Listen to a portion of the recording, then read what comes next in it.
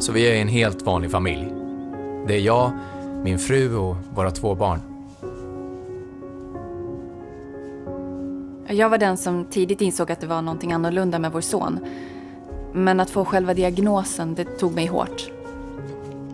Innan vi fick diagnosen så hade vi väldigt svårt att kommunicera med vår son.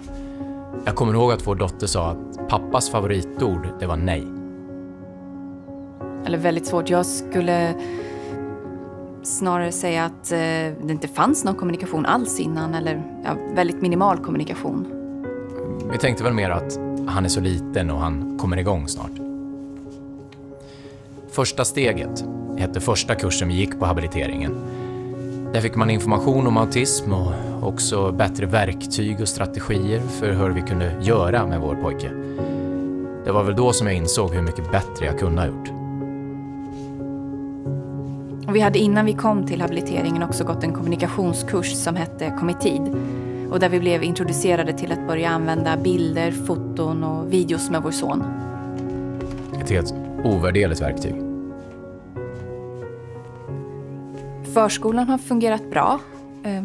Vi har fått extra hjälp och det som förskolan kan göra som inte vi kan, det är ju att lära honom att leka med andra barn. Vi började med att filma hans stora syster när hon gjorde enklare lekar. Sen visade vi det för vår son och efter mycket tålamod från oss föräldrar så började han leka på samma sätt som sin syster. Tålamod är ledordet. Det tog honom väldigt lång tid att få honom att leka med andra barn.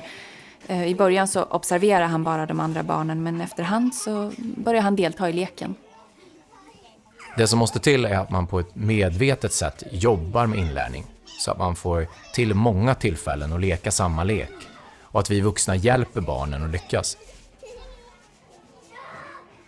Vi kör en blandning av teckenspråk, bilder och video.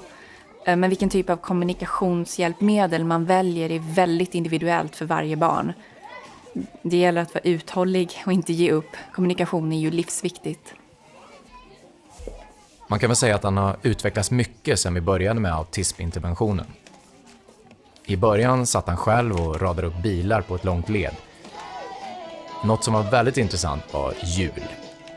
Framförallt när de rullar mot olika underlag.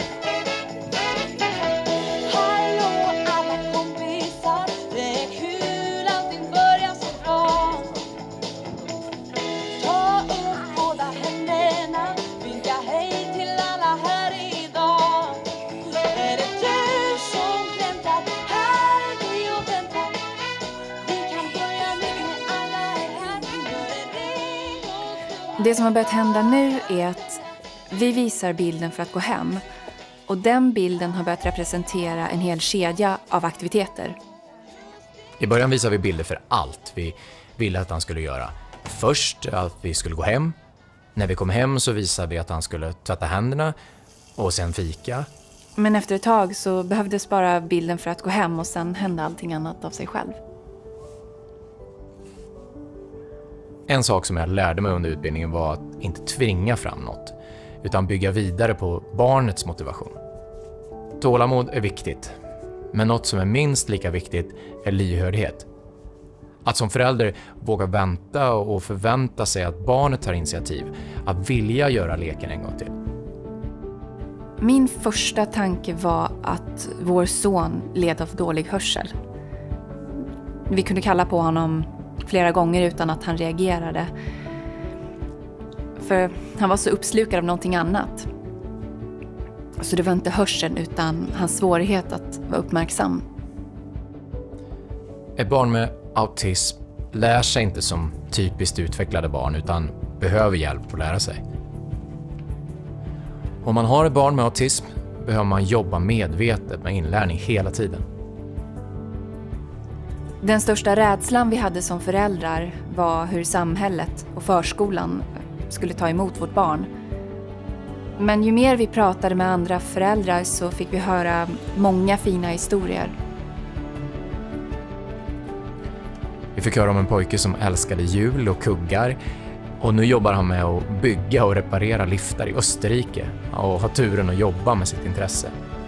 Om jag skulle ge ett råd till andra föräldrar så skulle det vara att våga vara nyfiken tillsammans med ditt barn. Tålamod är viktigt. Den grunden du lägger genom att jobba med tidiga intensiva insatser och få igång lek och kommunikation, det kommer du att få tillbaka i mängder av kärlek. Jag tänker att det är upp till föräldrarna. Ni kommer få massor av verktyg och hjälp från habiliteringen, men det är ni som måste göra jobbet. Men det är så mycket värt att göra jobbet.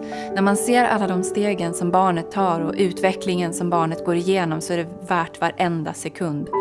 Det är en sån innerlig glädje att se sitt barn utvecklas.